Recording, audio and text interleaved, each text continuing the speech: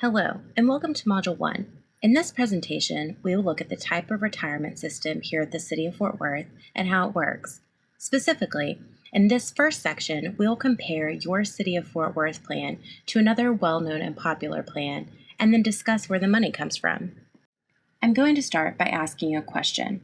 And I can't see you, but for fun, raise your hand if you know what a 401A is. Okay, and raise your hand if you know what a 401K is. All right, more, right? Now, I'm just guessing, but most people typically know what a 401k is and are more familiar with it because it's more common. With a 401k, also known as a defined contribution plan, the employee contributes money and manages the funds. Their employer can contribute as well. The funds go up or down based on returns, and when you're ready to retire, you have a sum of money to live off of. Sounds right? So what's a 401A then? This is the type of retirement plan you have with the City of Fort Worth. It's also called a defined benefit plan, or most commonly known as a pension. With a pension, you contribute a set amount. The risk is on your employer, and the benefit you receive when you're eligible is to retire with a lifetime benefit based on a calculation. And I'm going to repeat lifetime benefit because that part is so amazing and so rare, and it makes the pension a really special benefit. So now that you know the difference between a defined benefit plan and a defined contribution plan, let's go through the pros and cons of each.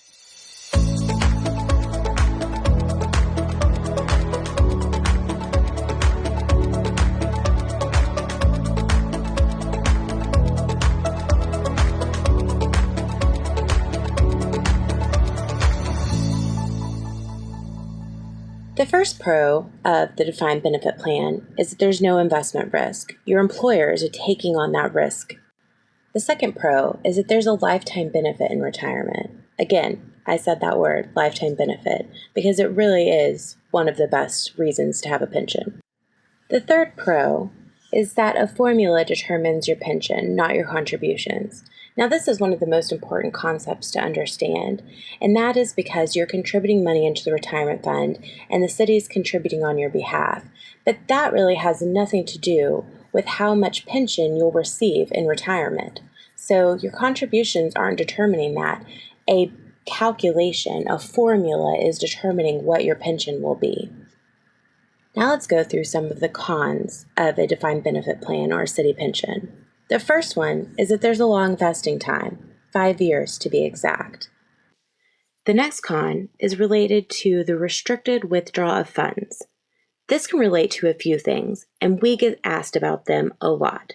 First, can I borrow against my retirement? And second, if I separate from the city, do I get to keep what the city has contributed? The first answer is you cannot borrow against your retirement. The administrative rules that govern the retirement fund don't allow it.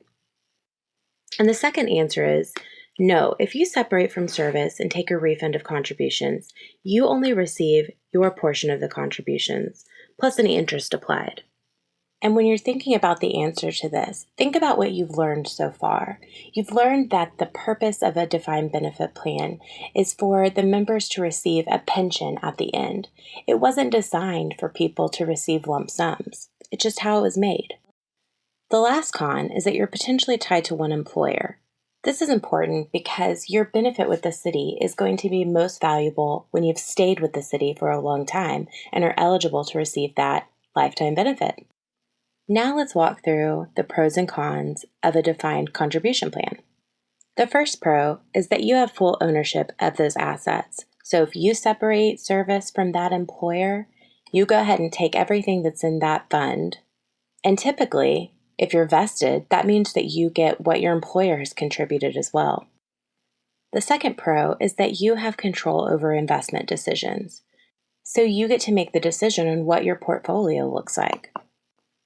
And the third pro is that it's easier to transfer this money. You just have more flexibility.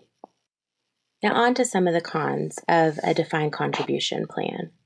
The first one is that you have 100% of the investment risk.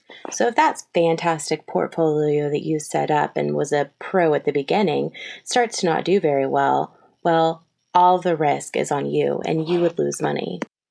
And the second con is that you have the responsibility of monitoring and balancing that lump sum that you end up with over the course of your lifetime. Thanks for joining us for today's session of Module 1.